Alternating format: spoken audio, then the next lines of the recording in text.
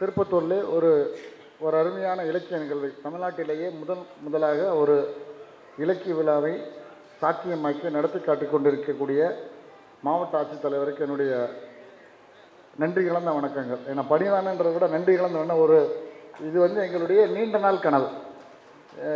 இங்கே தமிழ்நாட்டில் இருக்கக்கூடிய இலக்கியாதிகளோடு நீண்ட நாள் கனவு. இந்த அமர்வில்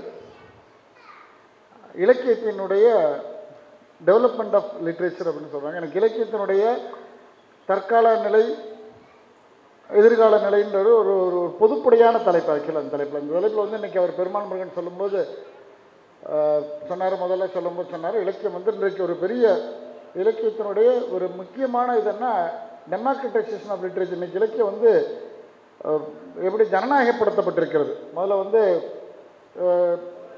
இலக்கியத்தை பொறுத்த வரைக்கும் எனக்கு ஒரு முக்கியமான விஷயத்தை பதிவு செஞ்சுட்டு போகலான் இருக்கேன். இலக்கியத்தை பொறுத்த வரைக்கும் எதிர்காலம், நிகழ்காலம், கடந்த காலம் ஒன்று கிடையாது நான் நினைக்கிறேன் நான். ஏன்னா எனக்கு கிட்டத்தட்ட விவரம் தெரிஞ்ச காலம் வரைக்கும் அந்த பழைய டிரான்ஸ்லேஷன்ஸ், இப்போ நீங்கள் பார்த்தீங்கன்னா நான் யாரை புத்தகம் கேட்டாலும் உங்களுக்கு ஹெர்மனியஸோட சித்தார்த்தாவை பரிந்துரை பண்ணேன் படிங்க அப்படின்னு. ஹெர்மனியஸ் சித்தார்த்தை எப்போ டிரான்ஸ்லேட் பண்ணியிருந்தாங்கன்னா 1950களில் திருலோக சீதாராம் பண்ணியிருந்தார். அது இப்போ பார்த்தாலும் அது புதுசாக தான் இருக்கும். நீங்கள் அந்த முன்னாடி இருக்கக்கூடிய அந்த டிரான்ஸ்லேஷன்றதை எடுத்துகிட்டு நீங்கள் கொடுத்தீங்கன்னா இப்போ பார்த்தாலும் புதுசாக தான் இருக்கும். அதே மாதிரி நீங்கள் இந்த ரஷ்யன் லிட்ரேச்சர்ஸில் இருக்கக்கூடிய டிரான்ஸ்லேஷன்ஸ் எல்லாமே பார்த்தீங்கன்னா இப்போ பார்த்தாலும் புதுசாக தான் இருக்கும். இன்னும் சொல்ல போனால் இலக்கியம் ஒவ்வொரு காலகட்டத்திலும் தன்னுடைய பணியை செஞ்சுட்டே இருக்கு.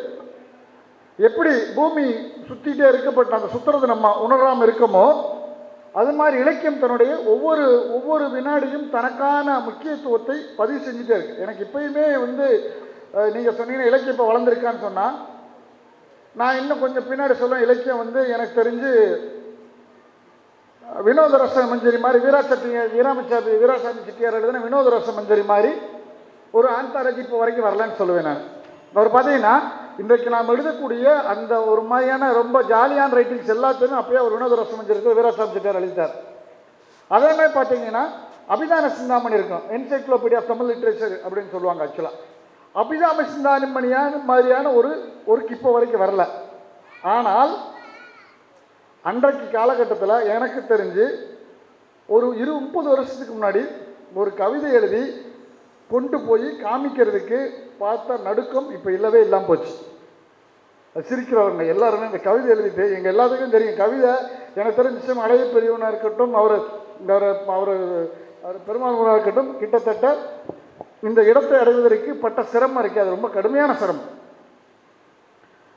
90களிலிருந்து எழுதி என்னோட முதல் கவிதை வரும்போது 2003 அவரோட கவிதையை மன ஓசைன்னு ஒரு பத்திரிகையில் படிச்சிருக்கேன் நான் அவரோடது.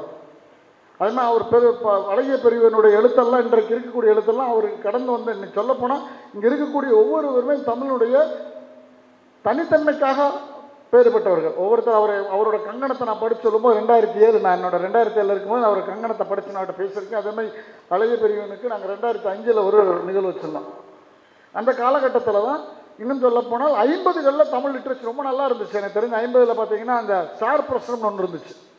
அது நிறைய டிரான்ஸ்லேஷன். அந்த காலத்தில் தான் அந்த செல்மா லேக்கர் ஒரு பொருளாக்கர் குஸ்ட்டு அந்த பாரபாஸு அதே மாதிரி நம்ம நிறைய டிரான்ஸ்லேஷன்ஸ் அப்போ வந்துச்சு. இடையில ஒரு குறிப்பிட்ட காலகட்டத்தில் அந்த ஒரு 90களிலிருந்து 2005 வரைக்கும் யாரோ ஒருத்தர் யாரோட சாதியை பூட்டி எங்கேயோ தூக்கி போட்டதுனால அப்படி இலக்கியம் அப்படி ஒன்றுமே விளையாமல் போயிடுச்சு. அதுக்கு என்ன பிரச்சனைனா தமிழ் லிட்ரேச்சரை பொறுத்த வரைக்கும் இன்ஃப்ளூயன்ஸ் ஆஃப் அதர் லிட்ரேச்சர் அந்த நிறைய அந்த தத்துவங்கள் உள்ள நுழையும் போது அந்த தத்துவங்களை எதிர்கொள்ள போதுமான அளவுக்கான அந்த திராணியோ அல்லது போதுமான அளவுக்கான ஒரு அந்த துணிச்சலோ இல்லாதனால அந்த 2 தசாப்தங்கள் இலக்கியத்தினுடைய அந்த வளர்ச்சி பாதிக்கப்பட்டுச்சோன்னு நினைக்கிறேன். ஏன்னா அந்த காலத்தில் போஸ்ட் மாடர்னிசம், போஸ்ட் கலனிசம், அதாவது பின்னவீனத்துவம், பின் காலனியம்லாம் சொல்லிட்டு இருக்கும்போது என்னாச்சு என்ன எதிர்னு பயத்திருந்தாங்க. அதுக்கு முன்னாடி இருக்க காலகட்டத்தில் நான் சொல்கிறேன் அந்த தீஜா காலத்தை ஜானகிராமன் அவர் காணாசு காலகட்டத்தில் இருந்தவங்க வேறமா இருந்தாங்க. அது ஒரு எலைட் ஒரு குறிப்பிட்ட சார்ந்த எலைட் அதிலிருந்து வந்துச்சு. அப்புறம் சில பேர் எடுத்த அந்த இசைகள் ரெண்டாவது அந்த ஒரு புரட்சிகரமான விஷயம் உள்ள நுழையும் போது பெரிய ஒரு தேக்கம் இருந்துச்சு. ஆனால் இன்றைக்கி பார்த்தீங்கன்னா எல்லாத்தையும் உடச்சி எறிஞ்சு போயிட்டே இருக்கு. இன்றைக்கு நான் சொல்லுவேன் தமிழ்நாட்டில் இருக்க அளவுக்கான கவிஞர்கள் இந்த மொழியிலையுமே இல்லை. ஏன்னா நிறைய ஃபேஸ்புக் எடுத்து நிறைய வந்திருக்கேன். இன்றைக்கி இன்னும் சொல்ல போனால் முதல்லாம் பார்த்தீங்கன்னா யார்ட்டா போய் கவிதை எழுதி கொடுத்தீங்கன்னா எங்கால கிழிச்சு தூக்கி எறிஞ்சு இதெல்லாம் கவிதையான இதெல்லாம் அங்கே போய் படிச்சுட்டு வாப்பா, என்ன படிச்சிருக்க நீ அப்படின்னாங்க. இன்றைக்கி நீங்கள் கவிதை எழுதி கொடுத்து கிழிச்சிங்கன்னா அவன் சொல்லுவான் நீ எப்படி கவிதை இல்லைன்னு சொல்லுன்னு கேட்பான். ஏன்னா இப்போ எல்லாமே ஆரம்பிச்சமாக இருக்குது. முதல்ல சொல்லும்போது நீங்கள் ராஜாவாக இருந்தால் மட்டும்தான் சுயவரலாறு எழுத முடியும். நீங்கள் எதாவது சாதிச்சா மட்டும்தான் பயோகிராஃபி எழுத முடியும். இன்றைக்கி சாதிக்காமல் இருக்கிறதே ஒரு சாதனை. ஏன்னா இன்றைக்கி என்னாச்சுன்னா உங்களுடைய ஒவ்வொரு உணர்வையும் காட்டக்கூடிய உரிமை உங்களுக்கு இருக்குன்றது இலக்கியம் உங்களுக்கு கொடுத்துருக்கு. இந்த சுதந்திரம் இருக்குல்ல, இந்த சுதந்திரம் வந்து இன்றைக்கு இருக்கக்கூடிய சுதந்திரம் வந்து அது கிட்டத்தட்ட எப்படி அவருக்கு நம்ம மாவட்ட ஆட்சித்தலைவர் பெண்களை பற்றி பேசினார், அது மாதிரி அது பழங்குடிகளை பற்றி பேசினார். அவங்களுக்கெல்லாம் இல்லாத அந்த சுதந்திரத்தை இன்றைக்கு இலக்கியவாதிகள் எல்லாத்துக்கும் கொடுத்துருக்காங்க. கொடுக்கலாம், அதுவாக இலக்கியம் தன்னைத்தானே பெரிய சுயம்பா வளர்த்துக்கிச்சு. நீங்கள் என்ன நினைக்கிறீங்க அதை எழுதலாம். அது என்ன ஆச்சுன்னா இன்றைக்கு உலகம் வந்து இன்னைக்கு சொல்ல போனால் இந்த இலக்கியம் எப்படி நான் காலப்பிரமாணத்திற்கு இந்த டைம் லிமிட்டுக்கு பவுண்டரிஸுக்குள்ளே அடங்க முடியாதுன்னு சொன்னோம், அதே மாதிரி இந்த உலகத்தை இலக்கியம் உலகத்தை ரொம்ப சுருக்கிடுச்சு. குளோபலைசேஷன்ற கான்செப்ட் வேறு எங்கே பொருந்தோ இல்லையோ இலக்கியத்துக்கு பொருந்தும். சினிமா அச்சிபியை படிக்காத ஆட்கள் இருக்க மாட்டாங்க. இன்னைக்கு பார்த்தீங்கன்னா பேசிங்கன்னா நீங்கள் கடைக்கோடியில் இருக்க தெருவில் ஒருத்தர் எழுதுறான் அநீதியை கண்டு எழுவாயானால் நீ என் தோழன். இதை சொன்னது சேக்குவாரா இப்போ எங்கே பிறந்தான்னு சொன்னால் கரெக்டாக போனசேஷன் கரெக்டாக சொல்லுவாங்க. நம்மால் இன்றைக்கு அவர் பேசும்போது இதுக்கு முன்னாடி பேசணும்னு சொன்னாங்க, இங்கே இருக்கக்கூடிய ஒவ்வொருவருக்கும் வந்து உங்களுக்கு திருப்பத்தூர் போட்டு எனக்கு அந்த கூகுள் மேப் போட்டு திருப்பத்தூர் வர்றதுக்கு 5 மணி நேரம் ஆச்சுன்னா அவர் சொன்ன மாதிரி தான் நீ ரஷ்யாலேயோ அல்லது பாரிஸில் கொண்டு போய் விட்டிங்கன்னா நான் யாருக்குமே தெரியாமல் நானே என் ரோடை கண்டுபிடிச்சி போயிடுவேன். ஏன்னா எனக்கு அவ்வளோ தூரம் உலகத்தை விட்டு பாரிஸையும் ரஷ்யாவிலையும் பரிச்சயம் இருக்குது. அதுக்கு காரணம் என்னென்னா அவன் படிக்கும்போது ஒவ்வொரு விஷயமா ஒவ்வொரு தெருக்களாக போட்டு அந்த அந்த உணர்வை பிரதிபலிக்கிறதுல லிட்ரேச்சரோட முக்கியமான வேலை என்னென்னா தன்னுடைய அனுபவத்தை மற்றவருக்கு கடத்தி செல்றது. அது இந்த வருஷம் கரெக்டாக செஞ்சுட்டே இருக்கு. பட் ஆனால் எது நல்ல லிட்ரேச்சர் எது கெட்ட லிட்ரேச்சர்னு இப்போ இருக்க முந்தி மாதிரி நல்லது கெட்டது அதெல்லாம் கிடையாது. இப்போ எல்லாத்துக்குமே சாத்தியம் இருக்குது. இன்றைக்கி டிரான்ஸ்ஜெண்டர்ஸ் எழுத முடியும், விளிமணில் இருக்க முடியும், நீங்கள் பெயினாக இருக்க விடுதலாம். இன்றைக்கி சொல்லப்போனால் நீங்கள் முதல்ல வந்து வில்லன் கதாநாயகன் இருந்துச்சு, இப்போ அந்த இதே கிடையாது. பொட்டகனிஸ் ஆண்டகனிஸ் நீங்கள் ரெண்டு பேருமே கதாநாயகர் தான். வில்லன் இருந்து பாயிட்டா இருந்து பார்த்தா வில்லன் கதாநாயகன், கதாநாயகன் பாயிண்ட் ஆஃப்ல இருந்து பார்த்தா கதாநாயகன். இங்கே என்ன ஆச்சுன்னா இன்னைக்கு லிட்ரேச்சர் வந்து எல்லாத்துக்குமான ஆப்பர்ச்சுனிட்டிஸ் கொடுத்தே இருக்கு, நிறைய கொடுத்துருக்கு. இன்னும் சொல்ல போனால் அவர் சொன்ன இன்னொரு விஷயம் என்ன சொன்னால் இப்போ டிரான்ஸ்லேஷன்ஸ் பற்றி சொன்னாங்க. டிரான்ஸ்லேஷன்ஸ் பார்த்தீங்கன்னா இன்றைக்கு முதலெல்லாம் பார்த்தீங்கன்னா 50களில் நிறைய டிரான்ஸ்லேஷன் வந்துச்சு. அந்த டிரான்ஸ்லேஷன்ஸ் எல்லாத்தையுமே ரிவ்யூ பண்ணுற மாதிரியான டிரான்ஸ்லேஷன் இப்போ நிறைய வர ஆரம்பிச்சு.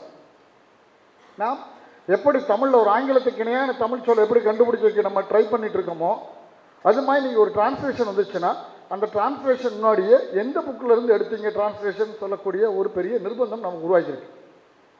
ஒரு 2-3 புக்கு இருந்தால் நீங்கள் நேரடி டிரான்ஸ்லேஷன் இல்லாமல் ஆங்கிலத்தில் டிரான்ஸ்லேஷன் வந்தீங்கன்னா ஆங்கிலத்தில் எந்த டிரான்ஸ்லேட்டரோட டிரான்ஸ்லேஷன் நீங்கள் அடாப்ட் பண்ணியிருக்கீங்க, அது எதுலேருந்து வந்தீங்க, இந்த மூலத்துக்கும் டிரான்ஸ்லேஷன் இந்த ஒரிஜினலுக்கும் டிரான்ஸ்லேஷனுக்கு என்ன டிஃப்ரென்ஸ் இருக்குது, இது எங்கே போயிட்டுருக்குன்னு இருக்குது. அது மாதிரி இன்றைக்கு எப்படி ஜனநாயகப்படுத்தப்பட்டிருக்கிறதோ அது மாதிரி என்னாச்சுன்னா டிரான்ஸ்பரண்ட்டாக அப்படி என்ன சொல்கிறது பட்டவர்த்தனமாக்கப்பட்டிருக்கிறது. நீங்கள் ஒரு எங்கே போனாலும் என்ன விஷயமா இருந்தாலும் இருக்கக்கூடிய விஷயங்கள் நீங்கள் என்ன பேசுகிறீங்களோ அதை நீங்கள் எல்லாத்துக்குமான ஒட்டுமொத்தமான ஒரு விஷயமாக ஓப்பன் பண்ணக்கூடிய ஒரு சாத்தியத்தை இன்றைக்கு இருக்கிற இலக்கியம் உருவாக்கியிருக்கிறது. அதே மாதிரி அது சொல்லப்போனால் இலக்கியத்தை தமிழில் பற்றி தான் சொன்னாங்க. எங்கெல்லாம் சொல்லியிருப்பாங்க தேவதான்னு சொன்ன மின்னர் பொழுதே தூரம் அப்படின்னு மனோவேகம் வாயு வேகம்னு சொல்கிற மாதிரி இலக்கியத்தில் இருந்த அந்த விஷயங்கள் இப்போ இலக்கியத்தில் நிறைய சாத்தியமாக இருக்குது. நீங்கள் எங்கேயா ஒரு இடத்துல அவர் சொன்ன மாதிரி நமக்கு முன்னாடி இருக்கிற பெரிய சவால்னா டிஜிட்டல் யுகம். டிஜிட்டல் யுகம் என்ன இருக்குன்னா டிஜிட்டல் யுகம் பாசிட்டிவான விஷயம் என்னென்னா ஒரு காலத்தில் எங்கேயா ஒருத்தர் புக் எழுதினார்னா அந்த புக்கு யாராவது ஒருத்தர் சொல்லி அந்த புக்கை வந்து அடைவதற்கு கிட்டத்தட்ட ஒரு 6 மாதம்னா அது ஆகும். அந்த புக்கை வாங்கி அந்த புக்கு இன்னும் சொல்லப்போனால் அந்த புக்கு வச்சுருக்கவங்கள போய் இன்னும் சொல்லப்போனால் இந்த தமிழ் சமுதாயம் இப்போ இருக்கக்கூடிய இந்த இளைஞர் சமுதாயத்துக்கு ஒரு பெரிய பாக்கியம் அல்லது பெரிய சந்தர்ப்பம் என்னென்னா எந்த படைப்பின் எந்த வினாடியும் பெற முடியும். பழைய காலத்தில் வந்து ஒரு புக்கு இருந்தாருன்னா ஒருத்தரே ஒரு புக்கு மட்டும் எங்கேயாவது வரும்போது அவர் சொந்தக்காரர் எங்கேயாவது வாங்கிட்டு வந்திருப்பார். அந்த புக்கை வாங்குறதுக்காக ட்ராவல் பண்ணி அவங்க வீட்டில் தங்கி புக்கை படிச்சுட்டு வந்த காலகட்டம்லாம் இருக்குது. இன்றைக்கி அது இப்போ அதெல்லாம் ரொம்ப ரொம்ப எளிமையாகிடுச்சு. நீங்கள் அங்கே என்ன இருக்கீங்களோ இப்போ நீங்கள் ஒன்றும் புக்கெல்லாம் அமேசானில் போட்டிங்கன்னா அடுத்த ஒரு 48 மணி நேரத்தில் புத்தகம் உங்களுக்கு வந்து சேர்ந்துடும். ஆனால் வாசிப்பதற்கான அந்த நேரத்தை நாம் கொடுக்கிறோமான்றது எனக்கு இருக்கிற சந்தேகம். ரெண்டாவது, முதல்ல வந்து நிறைய எலிஜிபிலிட்டி செக்ஷன் இவர் தான் எழுதணும். நீங்கள் போய் நம்ம முதல்ல பார்த்தீங்கன்னா ஒரு 30 வருஷத்துக்கு முன்னாடி இல்லை 20 வருஷத்துக்கு முன்னாடி தமிழில் போய் நீங்கள் கவிதை எழுதுறீன்னு கேட்டால் எங்கால கேட்குற முதல் வார்த்தை, உனக்கு குட்டியில தெரியுமா, தன்மை முல்லை படக்கு தெரியுமா, ஐகார கொடுக்க அவகார கொடுக்க தெரியுமா, வெண்பா தெரியுமா, அப்படிலாம் கேட்பாங்க. இன்றைக்கி அப்படி கேட்டேன்னு வச்சிங்களேன், நம்மளை போஸ்ட் அடித்து கிழிச்சிடுவாங்க ஃபேஸ்புக்கில். எனக்கு தெரிஞ்ச ஒரு நண்பர் இப்போ சமீபத்தில் எழுதியிருக்காரு. என்ன சொன்னார், உங்களுக்கு பிழை இல்லாமல் எழுத தெரியுமா, தன்னகரம் நன்னகரம் தெரியுமா, ஒரு 200 திருக்குறள் தெரியுமா, திருக்குறள் எழுதுனா இதெல்லாம் எழுதுனா தான் கவிதை எழுதுனா பாவம் ஒரு தன்னார்வத்தில் போட்டு பிச்சு பிணத்தை எடுத்துறாங்க. இதெல்லாம் எழுதுனா தான். ஆனால் என்னென்னா இப்போதைக்கு என்னென்னா கவிதை என்பது மொழி அல்ல அப்படின்றத ஒரு உணர்வக்கூடிய ஒரு இடத்துல வந்து நிற்கிறோம். அச கவியை நான் சொல்கிறேன், கவிதை என்பது மொழி இல்லை, கவிதை என்பது உணர்வு. இதுக்கு எப்படி உதாரணம் சொல்கிறேன்னா, கார்சியா மார்கோஸ் தான் சொல்லுவார், பாப்புலோ நெருடா தான் 20ஆம் நூற்றாண்டின் அனைத்து மொழியிலும் சிறந்த கவிஞன்னு சொல்லுவார். ஏன்னா இந்த பொயிட்ரியை எந்த லாங்குவேஜுக்கு டிரான்ஸ்லேட் பண்ணாலும் அந்த லாங்குவேஜில் இருக்கக்கூடிய ஒரு முக்கியமான கவிதை அது மாறிடுன்றதுனால அந்த மொழிகளை தாண்டின விஷயம் வந்துருச்சு. அப்போ இன்றைக்கு எனக்கு நாள் மலர் காசு பிறப்பு தேக்க வேண்டிய அவசியமே இல்லை, ஐகாரக்குறுக்கும் அவுகாரக்குறுக்கும் தேவையில்லை. ஒரே ஒரு விஷயம் என்னை பொறுத்தவரைக்கும் கம்யூனிகேட் பண்ணுறதுக்கு முதல்ல ஃபஸ்ட் பர்சன் ஆரம்பித்து கடைசியில் ஃபஸ்ட் பர்சன் முடித்தா போதும். அந்த ஃபஸ்ட் பர்சனும் தேர்ட் பர்சன் முடிக்க, அதாவது முன்னிலிருந்து படற்கைக்கோ அந்த அந்த வேற்றுமொழி இல்லாமல் எழுதினாவே போதும். இன்றைக்கி எல்லாத்துக்குமான சாத்தியங்களை இன்றைக்கு இலக்கியம் உருவாக்கி கொடுக்குது. முதல்ல எழுதும்போது நாவல் எழுதுனா நாவலுக்கான வடிவங்கள் கட்டமைக்கப்பட்டிருந்துச்சு, சிறுகதைக்கான வடிவங்கள் கட்டமைக்கப்பட்டிருந்துச்சு. சிறுகதை பார்த்தீங்கன்னா முதல்லாம் சொல்லுவாங்க, இந்த பழைய இந்த இதில் இந்த சினிமா டைரக்டர் மாதிரி தான் 20 வருஷம் அசிஸ்டன்ட் டைரக்டராக இருந்தால் மட்டும் தான் டைரக்டராக முடியும், 20 வருஷம் அசிஸ்டன்ட் கவிஞர்கிட்ட உதவியாளர் இருந்தால் தான் பாடலாசிரியராக முடியும். அந்த பிஸ்னஸே இப்போ கிடையாது. நேராக வர வேண்டியதான், உங்களுக்கு என்ன வேண்டியதோ பேப்பர் மேலே இருந்தால் கடகடன்னு எழுத வேண்டியதான். உங்களுக்கால் if are able to communicate things to others, உங்களுக்கால மற்றவனுக்கு நீங்கள் என்ன உணர்வு அனுபவித்திருக்கிறீர்கள் என்ற விஷயத்தை அடுத்தவனுக்கு பயிரக்கூடிய திறமை உங்களுக்கு இருந்தால் நீங்கள் அந்த எழுத்து எழுதலாம். அந்த எழுத்து உண்மை இருந்தால் அந்த எழுத்து தன்னைத்தானே நிலைநிறுத்திக் கொள்ளும், தனக்கு புது வடிவத்தை கொடுத்துரும். எனக்கு தெரிஞ்சு 3 வருஷத்துக்கு முன்னாடி ஒரு பக்க கதைன்னு இல்லை. இன்றைக்கி பார்த்தீங்கன்னா பெரிய பெரிய ஜாம்பவானுகள்லாம் 50 கதைகளை போட்டு அரை பக்க கதைன்னு போட்டிருக்காங்க. ஏன்னா என்னாச்சுன்னா இந்த சர்வேலாத்த பிக்டர்ஸ் வந்துருச்சு. நான் இவங்க கூட போய் போட்டி போட்டு ஜெயிக்கணுன்ற நிலைமையில் என்னென்ன பெரிய பெரிய இலக்கண வரம்புகளுக்குள் உட்பட்டு ஒரு நாவலை எழுதினானோ, என்னென்ன இலக்கண வரம்புகளுக்கு உட்பட்டு ஒரு சிறுகதை எழுதினாரோ, என்னென்ன வரம்புகளுக்கு உட்பட்டு ஒரு கவிதை எழுதினாரோ அவர் எல்லாம் தாண்டி அந்த குறுங்கதைகளாக கதை சிறுகதை அது குறுங்கதையாக குறுஞ்சிருக்கதேன்னு தெரியல, குறுநாவல் தெரியும், குறுங்கதைன்னு நினைக்கிறேன். ஒரு அரை பக்கத்துக்கு குறுங்கதை பார்க்குறாங்க, பெரிய பெரிய ஆள் அது மாதிரி வந்துருச்சு. அதே மாதிரி பார்த்தீங்கன்னா ஒரு காலத்தில் எதெல்லாம் கவிதை இல்லைன்னு சொன்னாங்களோ இன்றைக்கி எதிர்கவிதை நிகழ்வு பிரதாவோட எதிர்கவிதை இங்கே நம்ம எழுதிட்டு இருக்கோம். ஏன்னா நமக்கு கிட்டத்தட்ட கவிதை மரபில் வந்து நிறைய நமக்கு இருக்குது. நமக்கு இந்த கலம்பகம் பாடுறது அறம்பாடுறதுலாம் இருந்துச்சு. அதெல்லாம் கூடவே வந்து எதிர்கவிதை தான் சொல்கிறேன்னு நினைக்கிறேன் நான். அறம்பாடி ஆளை காலி பண்ணுறதை விட ஒரு பெரிய எதிர்கவிதை என்ன இருக்க முடியும்? கலம்பகம் பாடி ஒருத்தர் காலி பண்ணுறத விட பெரிய விஷயம் என்ன இருக்க முடியும்? சும்மா அந்த பெருசாக இருக்குது. பட் என்ன ஆச்சுன்னா யாராவது ஒருவர் எடுத்து செஞ்சால் அன்றைக்கு அந்த விஷயம் பாப்புலராக கூடிய சாத்தியங்களை உருவாக்கியிருக்காது. ஏன்னா சமூக ஊடகங்கள் கொடுத்துருக்கு. இன்றைக்கி எனக்கு கேட்டால் இலக்கியத்துக்கு இருக்கக்கூடிய மிகப்பெரிய சவால் அப்படின்னு நான் கருது சமூக ஊடகங்களை தான் கருதுறேன். நீங்கள் எந்தவித பிரயத்தனமும் இல்லாமல் உங்களுக்கு இலக்கியம் கையிலே கிடைக்கக்கூடிய சாத்தியங்கள் உருவாக்கி இருக்குது. அந்த சாத்தியங்கள் தான் இந்த மாதிரி இடங்களில் கூட மிகப்பெரிய இலக்கிய விழாக்களை நடத்துவதற்கான வாய்ப்பை எடுத்திருக்கிறது. அது வந்து நமக்கு positive side of the literature, positive side of the development. ஆனால் நிறைய பதறுகள் வரும்பொழுது நல்ல நெல்மணி மறைக்கப்படுவதற்கு சாத்தியங்களையும் இந்த சூழ்நிலை உருவாக்கி இருக்கிறது. நிறைய வரும்போது இன்னைக்கு தெரிஞ்சு நான் ஒரே ஒரு விஷயம் சொன்னேன், தமிழ்நாட்டில் தான் வேறு எந்த மொழியை விட கவிதை கவிஞர் நிறையா இருக்கவங்கன்னு சொல்கிறாங்க. அதை விட இன்னொரு பெரிய துர்பாக்கியத்தையும் சொல்கிறேன், தமிழ்நாட்டில் தான் கவிதை புக்கே விற்க மாட்டேனுது. கவிதை புக்கை யாருமே வாங்க மாட்டோம். ஏன்னா நீங்கள் யாரை போய் கேட்டாலும் என் கவிதை எழுதுறேன்னு சொல்கிறாங்க. யாரை கேட்டாலும் 2 புக்கு கொடுத்துருவாங்க. எனக்கு பயம் இருக்குது. எங்களுக்குலாம் என்ன பயம்னா எல்லா மீட்டிங்கில் போனாலும் ஒவ்வொரு மீட்டிங் எனக்கு புக்கு வாங்குறத கையெழுத்து வாங்குறத பற்றி எனக்கு பிரச்சனை இல்லை. என் வீட்டில் போனால் என் பொண்டாட்டி படிச்சுட்டு இந்த குப்பையை தூக்கிட்டு வந்தேன்னு கேட்குறான். நான் தானே வெளில சொல்லாதப்பா அப்படின்னு. ஏன்னா இது என்னாச்சுன்னா எல்லாம் எழுதுறாங்க, நம்ம எல்லாத்தையும் வாங்கி கொண்டு வந்து சில சமயங்களில் அதிக அற்புதமான படைப்புகள் கண்டுகொள்ளாமல் போவதற்கான சாத்தியங்களை உருவாக்கியிருக்கு. இது எல்லாத்துக்குமே ரெண்டு double side of the coin, ஒரு நாணயத்துடன் இரு பக்கங்கள். ஒன்று, நம்ம நிறைய வளர்ச்சிகள் வர வர அது நிறைய இன்னொரு நெகட்டிவ் அன்ஃபேவரபிள் திங்ஸுக்கு உருவாக்கும். ஆனால் என்னை பொறுத்த வரைக்கும் திருப்பி சொல்கிறது தான், இலக்கியத்துக்கு காலப்பிரமாணங்கள் கிடையவே கிடையாது. நீங்கள் திருக்குறளுக்கு 2045 வருஷம் நம்ம அதை வசிக்கிறது வேணால் சொல்லிக்கலாம். கிட்டத்தட்ட ஒரு 100 வருஷங்கள் 120 வருஷங்களுக்கு முன்னாடி வரைக்கும் திருக்குறள் நம்ம என்னுடைய இப்போ பாப்புலரான மாதிரி ஆயிருமான்னு தெரியல. எனக்கு திருக்குறளோட பரிமேல உரைக்கு 100 வரை வேணும். ஆனால் இன்றைக்கு திருக்குறள் எல்லா இடத்துலையும் தெரிஞ்சிருக்கு. அதே மாதிரி ஒவ்வொரு காலகட்டத்தில் வரக்கூடிய விஷயங்கள் இருக்கு. அந்த விஷயங்களை நீங்கள் சரியானபடிக்கு கொண்டு சென்றீங்கன்னால் அது அதற்கான வளர்ச்சி அடைவதற்கான சாத்தியங்கள் இருக்கிறது. இப்போ என்னென்னா, the world of marketing, the globalisation சொன்ன மாதிரி எப்படி இந்த உலகம் ஒரு சின்ன கைப்பந்தமாய் ஆயிருக்கிறதோ அது மாதிரி இலக்கியம் அதிகமான மக்களை சேர்ந்தடைவதற்கும், அதே போல் இலக்கியமற்ற விஷயங்கள் அதிக மக்களை கொண்டு சேர்ந்து அதை ஒரு இலக்கிய வடிவமாக முன்வருவதற்கும் சாத்தியங்கள் இருக்கிறது. ஆனால் எனக்கு ஒரு பெரிய நம்பிக்கை இருக்கிறது. எப்படி யாதும் முறை யாவரும் கேளிர் மடு தீதும் என்ற பிறதர வர மாதிரி, எப்படி இந்த நம்பியாண்டா நம்பிக்கண்டோட அந்த பக்தி இலக்கியங்கள் மாதிரி ஒரு காலகட்டத்திலே இலக்கியமாக கருதப்படும். எந்த மாதிரி இருந்தாலும் சரி, என்ன சொன்னாலும் சரி, நல்லது சொன்னாலும் சரி, கெட்டது சொன்னாலும் சரி.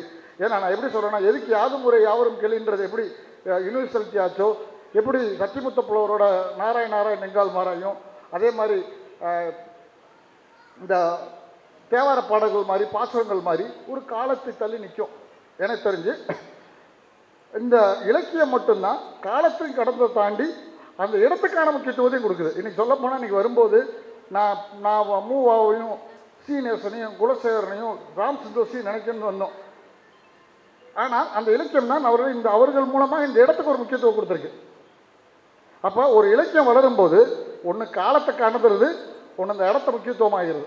இன்றைக்கி பார்த்தீங்கன்னா தெரியும், நம்ம தமிழ் மரபில் ஒரு பெரிய இருக்குது, அந்த பாடல் பெற்ற தலங்கள்னு சொல்லுவோம். ஊரில் இருக்க எல்லா கோயிலும் சிவன் கோயில் இருக்குது.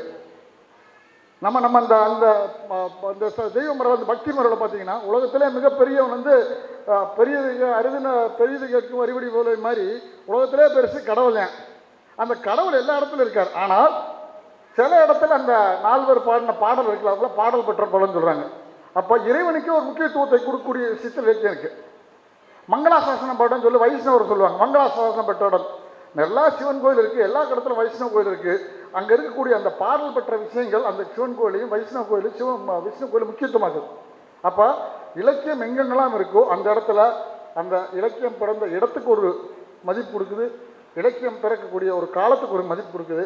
ரெண்டாவது, இலக்கியத்துக்கு எதிர்காலம், கடந்த காலம், நிகழ்காலம் எதுவுமே கிடையாது. நல்ல இலக்கியம் காலத்தை தாண்டி நிற்கக்கூடியது. நம்மளுடைய ஒரே வேலை நல்ல இலக்கியங்களை வளர்ப்பதற்கான பிறப்பதற்கான சூழ்நிலை உருவாக்குது. இதை நான் பேசணும்னு நினைக்கிறேன். அடுத்து இது வாய்ப்பு நன்றி.